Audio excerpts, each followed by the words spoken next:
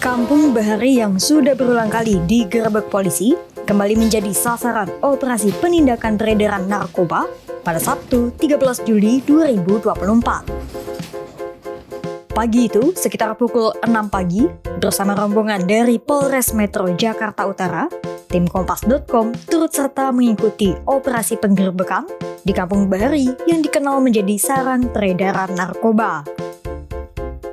Sebanyak 200 personel dikerahkan dalam operasi tersebut. Ini adalah detik-detik rombongan polisi memasuki Kampung Bahari di Kelurahan Tanjung Priuk. Usai memasuki area Kampung Bahari, tim Polri segera menuju pinggiran rel yang memisahkan Kampung Bahari dan Kampung Muara Bahari. Di sana, sejumlah bedeng-bedeng yang dibangun dari triplek berlapis terpal biru nampak berdiri kumuh. Dari sinilah berbagai modus tindak peredaran narkoba terjadi. Di sini, para pelaku mengonsumsi dan melakukan berbagai transaksi narkoba. Untuk itulah, bedeng-bedeng tersebut disebut dengan istilah apotek oleh para pelaku.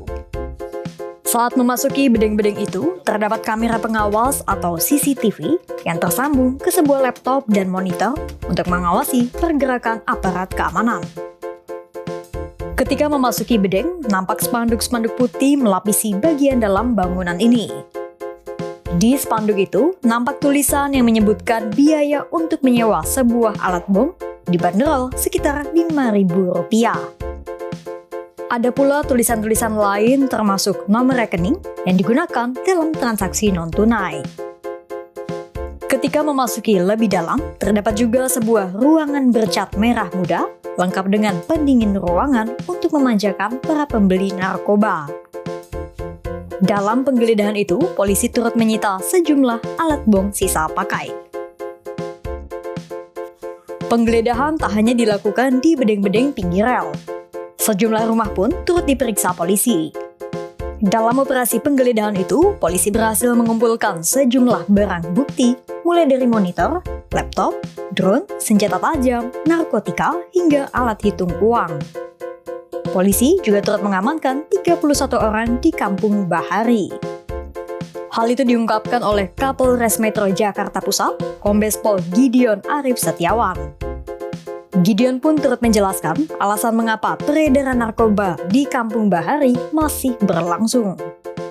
Adapun yang bisa dilakukan pengamanan atau baik terhadap orang maupun barang, yaitu 26 orang laki-laki, 5 orang perempuan.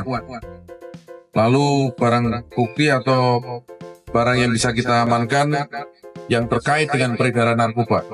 Kami yakinkan bahwa barang yang kita lakukan penyitaan ini adalah terkait langsung dan tidak langsung dengan peredaran narkoba. Paket besar sabu dengan bruto 103 gram, lalu 26 paket kecil sabu, 12 timbangan digital, 2 TV, 4 unit decoder, 1 unit laptop. Ini alat yang digunakan untuk memantau kalau terjadi penegakan hukum di wilayah tersebut.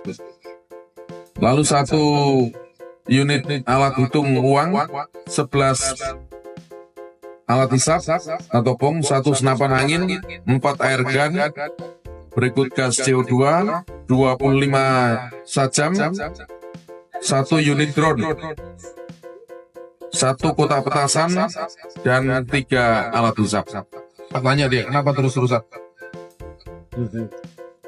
Saya bilang, narkoba kan siklus ya kan siklus. Maka yang harus kita matikan sebenarnya ekosistemnya.